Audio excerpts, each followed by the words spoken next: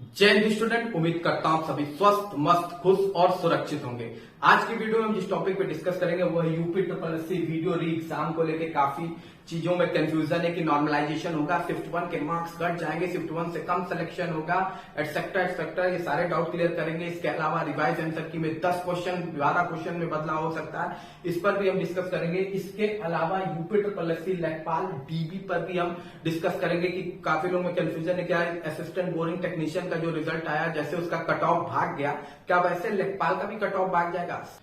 इन सभी टॉपिक पर हम डिस्कस करेंगे। उससे पहले जो भी चैनल पर नए हैं चैनल को लाइक और सब्सक्राइब जरूर कीजिए, क्योंकि अभी भी मेरे 90% व्यूअर ने चैनल को सब्सक्राइब नहीं किया है, तो सब्सक्राइब जरूर कीजिएगा। चलिए चलते हैं वीडियो की ओर। तो सबसे पहले बात कर लेते हैं वीडियो री एग्जामिनेशन की अपडेट को लेके। इसमें ये एकदम से टारगेट किया गया है एक चीज को, जिसको कहा जाता है शिफ्ट 1।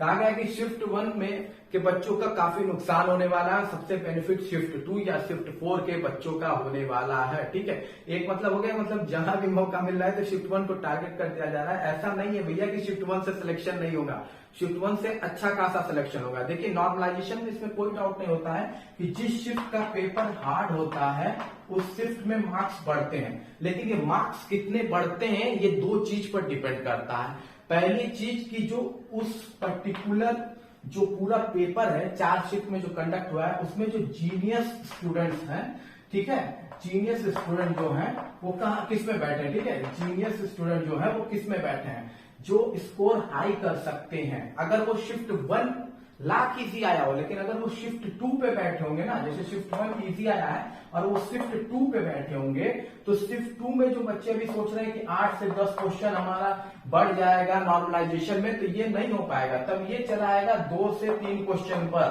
ठीक है, सीधे 2 से 3 अर्थात 4 से 6 नंबर बढ़ेगा। ठीक है, इतना का गैप हो जाएगा। नॉर्मलाइजेशन में जो सबसे इंपॉर्टेंट चीज होती है ये जीनियस स्टूडेंट किस शिफ्ट में है। अगर शिफ्ट 2 में बैठे ज्यादा तब तो फिर इतना उम्मीद मत कीजिए कि बहुत ज्यादा नॉर्मलाइजेशन मार्क्स आपको मिल जाएगा, लेकिन अगर वो शिफ्ट 1 में बैठे तब मिल सकता है आपको नॉर्मलाइजेशन मार्क्स। तो ये भी डिपेंड करेगा कि जीनियस स्टूडेंट यानी जितने भी अच्छे पढ़ने वाले बच्चे हैं, ठीक है, जिन्होंने काफी मेहनत कर रखी है, उनकी शिफ्ट में उनकी तादाद ज्यादा है, ठीक है, उस हिसाब से नॉर्मलाइजेशन में मार्क्स पड़ता है। दूसरा इंपॉर्टेंट पॉइंट जो होता है मार्क्स पढ़ने का वो होता है आपकी एक्यूरेसी।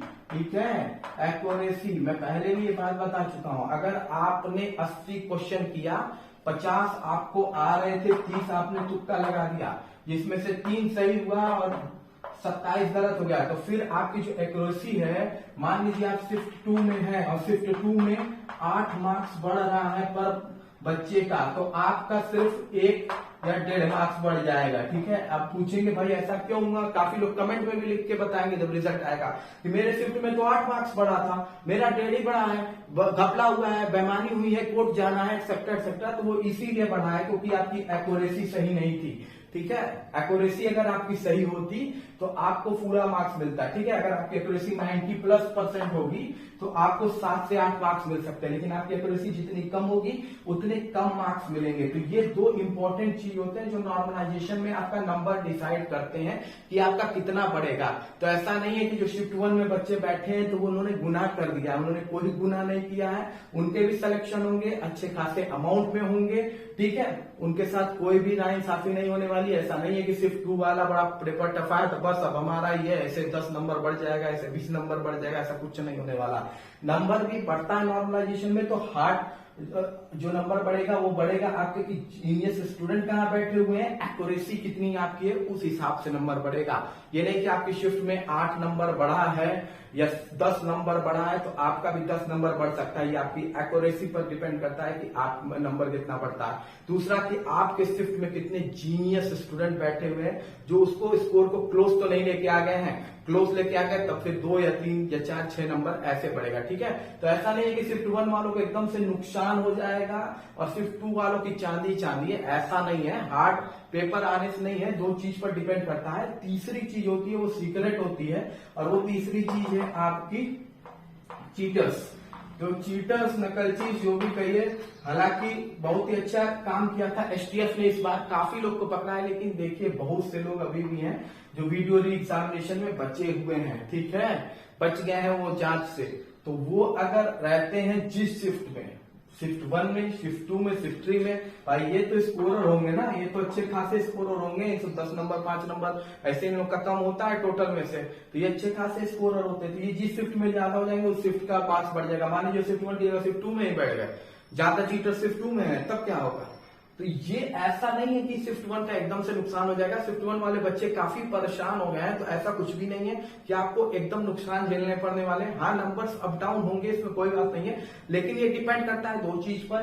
पहला तो स्टूडेंट्स, जो जीनियस स्टूडेंट है कहाँ है और कितनी एक्यूरेसी आपने कर रखी है, ठीक है। तो ये 2 चीज बहुत इंपॉर्टेंट है किसी भी नॉर्मलाइजेशन में। बाकी अगर चीटर वाले होंगे तब तो फिर खैर उसका कुछ नहीं कर सकते, उसका ना आप कुछ कर सकते हैं ना हम कुछ कर सकते हैं। बाकी एक डाउट और है रिवाइज आंसर की को लेके। तो मान लीजिए रिवाइज आंसर की में मैंने देखा काफी लोग क्वेश्चन कर रहे थे कि 8 क्वेश्चन बढ़ जाएगा, 8 क्वेश्चन चेंज हो सकता है, 10 हो सकता है। काफी लोग के अलग अलग डाउट्स थे जिन्होंने भेजे थे, कई लोगों ने 12 कहा, कई लोगों ने 14 कहा। तो अब आप बताइए, जैसे आप एक कट ऑफ मान के चल रहे हैं, कई लोग कट ऑफ कह रहे थे 90 लो जाएगा, मान लीजिए 95 ही आप मान के चल रहे हैं कि आपका कट ऑफ है। अब 10 क्वेश्चन आपका वीडियो री एग्जामिनेशन में सही हो गया तो आपका कट ऑफ 105 चला गया ना, 105। अगर कोई 95 पे कट ऑफ बता रहा है तो वो 105 चला गया ना, ठीक है। तो अभी तक सब लोग कह रहे थे कि 100 से डाउन जाएगा, फिर अचानक से जब ऐसा होगा तो सब 100 से प्लस चला जाएगा, कोई 90 से 100 से नीचे नहीं जाएगा। सोचने वाली बात है ना। और दूसरी बात है यूपी ट्रिपल एससी पर ये डिपेंड करता है, क्योंकि वो भी जल्दी अपनी गलती मानते नहीं है, ठीक है। आयोग बहुत है कि इतना 10 क्वेश्चन गलत हो गया, अरे बाप, आयोग का वो नहीं हो जाएगा, तो वो भी अपना पॉइंट रखेंगे। तो और इसी पर डिस्प्यूट होता है स्टूडेंट और आयोग के बीच में। आयोग जरूरी नहीं है। मैं जहां तक उम्मीद करता हूं मैक्सिमम 4 क्वेश्चन से ज्यादा नहीं, मेरे ख्याल से 4 या 5 क्वेश्चन से ज्यादा नहीं कुछ चेंजिंग आनी है। कम हो सकता है, ज्यादा के चांसेस बहुत कम है कि 4-5 से ज्यादा चेंजिंग हो जाए तो बहुत अच्छी बात है, स्टूडेंट्स के लिए तो अच्छी बात है। लेकिन उस हिसाब से आप देखिए कट ऑफ तब 90 जो कह रहे थे बिलो 100 रहेगा, वो कट ऑफ बिलो 100 तब नहीं जाएगा, वो बिलो 100 नहीं अबव 100 हो जाएगा। तो ये एक बात है। बाकी अगर ज्यादा सही हुआ तो जहां बच्चों का बेनिफिट हो वहां तो मेरा सपोर्ट ऑलवेज रहता है। तो चलिए फिर अगले टॉपिक पे बात कर लेते हैं। जो दूसरा टॉपिक आपका है वो है यूपी ट्रिपल एससी लेखपाल डीबी को लेके। यहाँ पे भी थोड़ी कंफ्यूजन हो रखी है, और वो कंफ्यूजन ये है कि असिस्टेंट बोरिंग टेक्नीशियन का रिजल्ट आया, एबीटी का रिजल्ट आया। एबीटी में जब डीबी का कट ऑफ था तो 56 के पास घूम रही थी, लेकिन जब कट ऑफ का फाइनल कट ऑफ आता है तो 80 चला जाता है, 30 नंबर का उछाल हो जाता है, 86-85 पे चला जाता है कट ऑफ। और बच्चों के लिए शॉकिंग हो जाता है। हालांकि बच्चे कह रहे हैं कि पेपर आउट है, पेपर में बेईमानी हुई है, बच्चे कोर्ट पे भी गए हैं इसको लेके, लेकिन काफी लेट हो गया है अभी। लेकिन देखिए अब कोर्ट पे गए बच्चे और उम्मीद करता हूं कि उनके साथ इंसाफ हो। लेकिन क्या लेखपाल में भी यही चांसेस हैं? लेखपाल में भी यही चांसेस है, क्योंकि अगला रिजल्ट यही है जो आने वाले हैं। इनकी डीबी होने वाली है, इनका रिजल्ट आने वाला है, तो क्या वाकई इसमें है प्रॉब्लम, ये इशू हो सकता है? तो देखिए लेखपाल में ऐसा होने के चांसेस कम है। पहला रीजन ये कि देखिए लेखपाल में सीटें अच्छी खासी हैं। लेखपाल में टोटल 8085 के आसपास सीटें हैं, ठीक है, तो इतनी सीटें हैं। दूसरा कि लेखपाल में जो यूआर कैटेगरी है ना, यूआर कैटेगरी में सीटें ज्यादा हैं। कितनी है? 3271 सीटें यूआर कैटेगरी में अवेलेबल है। और कितने बच्चों पर अवेलेबल है? 5323 बच्चों पर अवेलेबल है। तो मतलब यूआर कैटेगरी में कैंडिडेट कम है। दूसरा बात यह है, और सीटें ज्यादा है क्योंकि यहां से दूसरा बात डीबी स्कीम अभियान काफी अच्छे से चल रहा है। देखिए जो करेगा वो तो सही है, अब जो नहीं करेगा वो भी सही है, उन पर है भाई, वो सेलेक्टिव वो करें या ना करें, लेकिन अपनी तरफ से पूरी कोशिश की जा रही है और बच्चे भी काफी सपोर्ट दे रहे हैं स्कीप करने का। जो नहीं करेगा उसका तो हम लोग कुछ नहीं कर सकते। फिर भी आप लोग को भी जो भी मिले बच्चे, उनसे बिल्कुल कहिए कि वो डीबी स्कीप जरूर करें। डीबी स्कीप का बेनिफिट तो मिलेगा, ठीक। तो यूआर कैटेगरी में जितनी सीटें खाली होती है ना, ये हमेशा याद रखिए, इसका बेनिफिट मिलता है ओबीसी, ईडब्ल्यूएस, एससी और एसटी को, ठीक है। ज्यादातर इन 2 कैटेगरी को मिलता है, ओबीसी और ईडब्ल्यूएस को। एससी एसटी को उतने बच्चे जाते नहीं है, तो ज्यादा बेनिफिट इसको मिलता है। तो जितनी सीटें यहाँ खाली होंगी, जितना स्कीप इधर भी होगा, ओबीसी में होगा, तो वो एक बेनिफिट हो सकता है। सिर्फ एक कंडीशन है जहां लेखपाल में आपका इतना कट ऑफ भाग सकता है, उसका एक वो कंडीशन है, वही वो चीटर्स, जो चीटर्स के बारे में बता रही थी एसटीएफ, जो 4000 के आसपास बोल रही थी, काफी लोग 5-6 जो भी अमाउंट था लेकिन ये अभी कहीं पकड़ाए हैं नहीं, ना इनके बारे में कोई डेटा आपके पास अवेलेबल है, ना कोई अपडेट है इनके साथ क्या हुआ क्या नहीं हुआ, क्या पकड़ाए, क्या जेल हुई, या जो पकड़ाए उनको जेल हुई, कुछ भी अपडेट नहीं है। तो ये आपके गेम चेंजर हो जाएंगे। अगर आपके लेखपाल की डीबी की कट ऑफ भागती है तो सिर्फ यही ओनली रीजन होंगे और कोई रीजन नहीं होगा, यही एक ओनली रीजन होंगे 4000 बच्चे ये, ठीक है। क्योंकि देखिए, और अगर ये रीजन होता है तो नुकसान किस कैटेगरी को होता है? इस कैटेगरी को, ओबीसी को। अब इसका रीजन है भाई, ओबीसी को नुकसान क्यों होगा? तो ओबीसी को नुकसान होगा और ईडब्ल्यूएस को नुकसान होगा। ये दो कैटेगरी को ही नुकसान होना है क्योंकि यही दो कैटेगरी इस समय सबसे ज्यादा अमाउंट में है। इसमें ओबीसी के जो बच्चे हैं वो लगभग 13,000 के आसपास है, मुझे लगता है 13,500 शायद 13,554 के आसपास है, ठीक है। और ईडब्ल्यूएस के जो बच्चे हैं वो 5,568 के पास है। अब ये क्यों इनको नुकसान ज्यादा होने वाला है? तो इनको नुकसान इसलिए ज्यादा होने वाला है क्योंकि ओबीसी में सीट बस कितनी है, 2174, और ईडब्ल्यूएस में जो सीट है वो 798, यानी यहाँ बच्चे 6 गुने में है।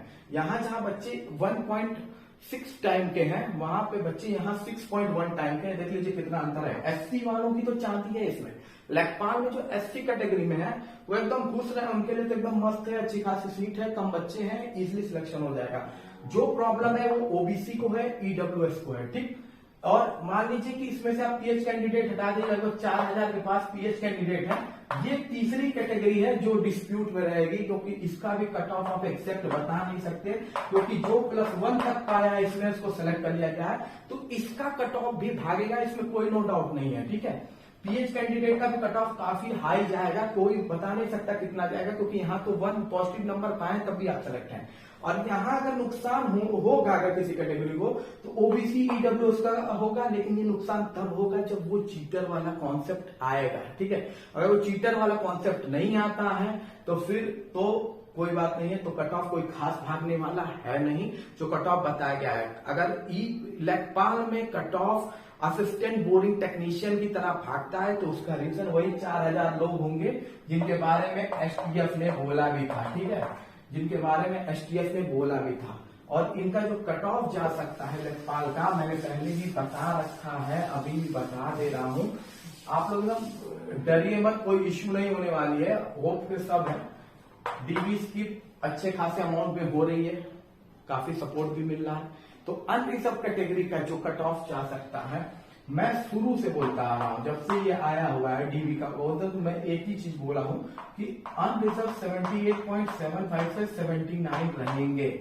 अगर इसके बाद ये भागते हैं 85 पे तो रीजन आपको मैंने बता दिया, वही हो सकते हैं, नहीं तो लेखपाल में और कोई रीजन नहीं है चीटरों के अलावा कि एबीटी वाली स्थिति हो जाए, ठीक है। ओबीसी में आपका जो कट ऑफ जाएगा वो 78 के आसपास होगा, ठीक है।